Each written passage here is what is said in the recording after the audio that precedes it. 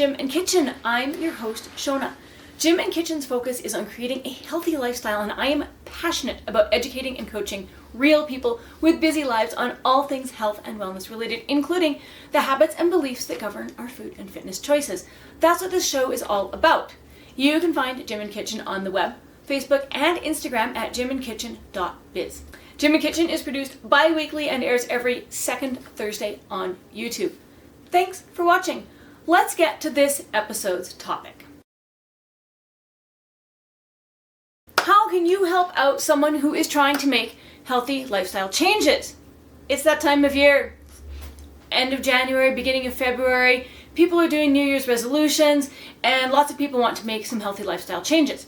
So when someone tells you they are getting back to the gym, cleaning up their nutrition, or says, I need to lose some weight, what is your initial reaction to it?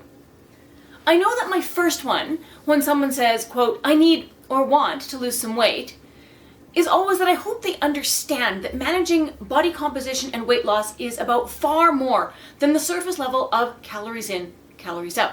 That's a conversation for another video, and I'll cover it at a later date. However, my next reaction is usually, I really hope they can stick with it. Trust me, I know how difficult maintaining those new habits can be, especially if you are creating those habits from scratch and not just dusting off some old habits that you developed earlier in life. It's also very difficult if you are actually changing a habit. But sticking with anything like that takes a village. And I really mean that. Success relies as much on the support of the people around the person making changes as it does with the person themselves. If you are part of someone's village, then they need you to be on their side. With that in mind, here are some handy tips about what not to do or say, as well as some things to do or say instead. So, things you shouldn't do or say. Don't bring sweets or chips to share at work. Say, oh, but you've been on your diet for a week, you deserve a little treat. Or say, oh, come on, you can cheat just this once. Or things like, oh, another one on the healthy train, eh? Or, oh, well, I guess we can't go out for drinks now. Don't try and tempt them or push them to the breaking point of, fine, if I do this just once, will you leave me alone? Teasing isn't fun, and it doesn't help. Grow up. Don't say things like, oh, but it's your birthday, come on, you can have cake. Listen, I've been there. Years ago, I was on a 2-week vegan and no sugar challenge, and in full disclosure, I had to switch to vegetarian because I didn't know enough about protein combinations at the time and thought I was going to die if I didn't eat eggs. Also, vegan cheese at that time was super gross. The person I was dating seriously brought over some sort of dessert around my birthday and said, I figured you could just take a day off. I had a hell of a time getting back on the horse after that. So don't do things like that. Here are some things that you can do or say instead. Say to that person, hey, that's really awesome. Can I come to the gym with you one day? You can show me what you're doing. We'll do it together. Or instead of going for drinks, go on a walk with them and just have tea or plain coffee instead of something that's loaded with sugar. You could say something like, hey, that's awesome. Let's find a great lunch restaurant that has some healthy options.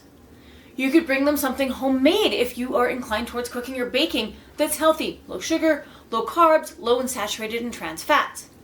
Encourage things like healthy snacking, especially at work, fruits, nuts if you can eat them, veggies, chips alternatives. Try mushroom, zucchini, or eggplant chips. I'm going to make a video on how to do those soon because they're very good. You can also check out my video on a kitchen hack for a quick snack, and I will make sure that is pinned in the comments for you.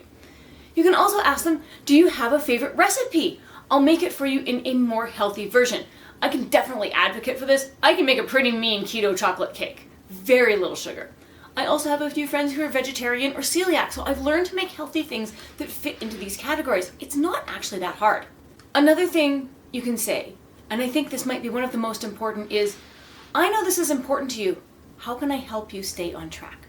Now, if you are the person trying to make the healthy lifestyle changes, then I encourage you to surround yourself with people who will be on board with you when it comes to those changes. After all, you are the combination of the 5 people you spend the most time and energy with, including online. Here is a simple exercise you can do to assess if your current close circle are the kind of people you want to become. Grab a pen and a piece of paper. Doesn't need to be anything fancy.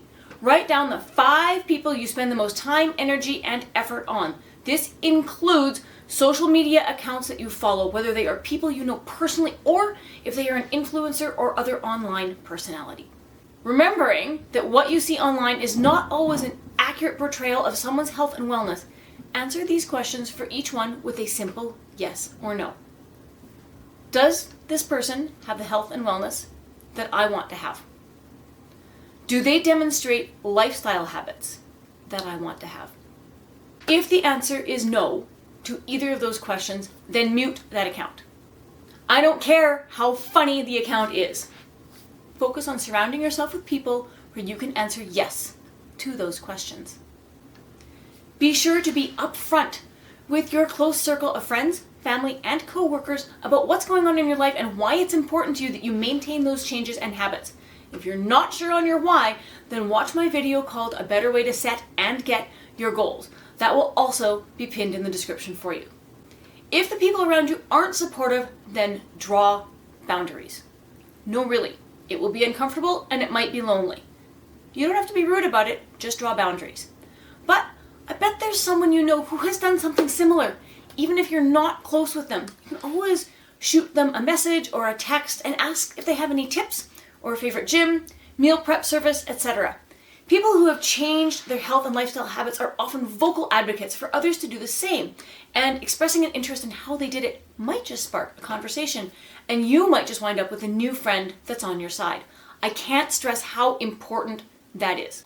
And, spoiler alert, this works for developing other good habits too, or trying to break other types of bad habits. Now, disclaimer, if someone you know is struggling with a drug, alcohol, or nicotine addiction and wants to overcome it, while you can absolutely support them as laid out in this video, please make sure that they have medical and psychological support as well, because those are clinical addictions. Now, it's your turn.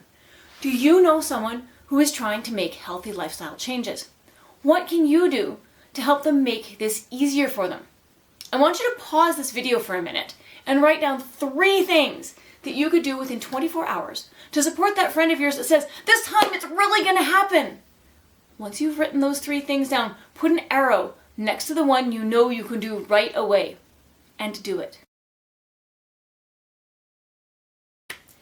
Hey, thanks so much for watching. If you enjoyed this episode, please be sure to like and subscribe to the channel, and don't forget to share this episode with a friend. Plus, remember to connect with Gym and Kitchen on the web, Instagram, and Facebook at gymandkitchen.biz. Help out your pals, be part of someone's village, help them get back on the horse if needed, and I will see you in the next episode.